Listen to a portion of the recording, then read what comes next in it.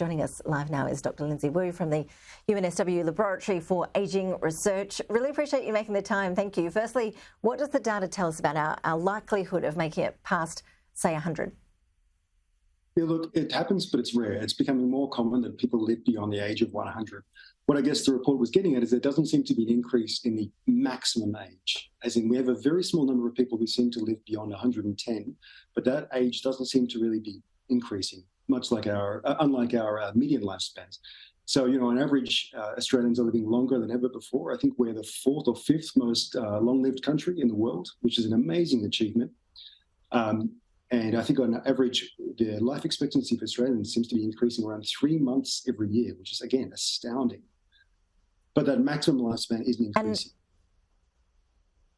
And Dr. Wu, why is that? Do we mainly put it down to the healthcare system? Is that what we should be respecting at this point?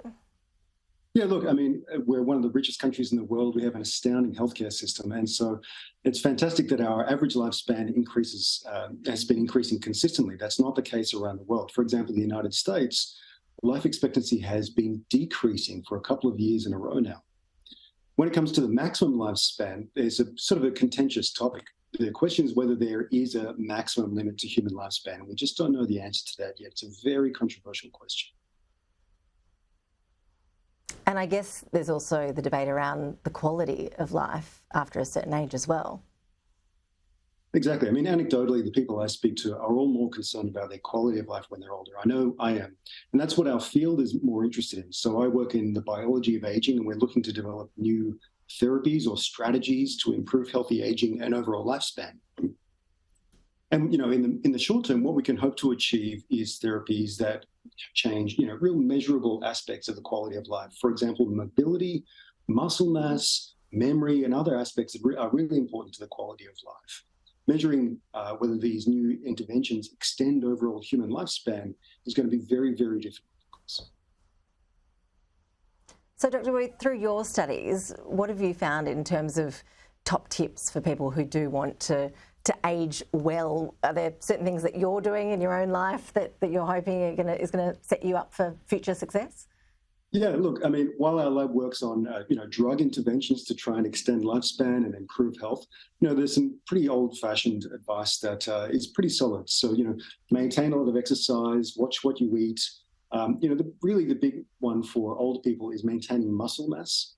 We have this idea that older people are frail and they shouldn't exert themselves too much, but absolutely, old people should get in the gym and lift weights. Resistance training in the elderly seems to be very important for maintaining their muscle mass and preventing them from falling over and eventually breaking a hip and dying.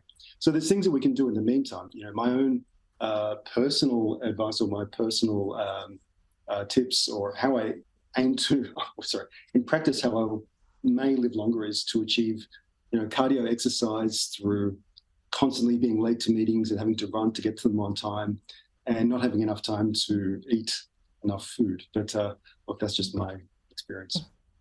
And what about the difference between men and women? Is there a big disparity between life expectancy when it comes to men and women? And do we know why it is that generally men do pass earlier? Yeah, it's a great question. Across almost every species on planet Earth, the females always live longer. We don't quite know why it is.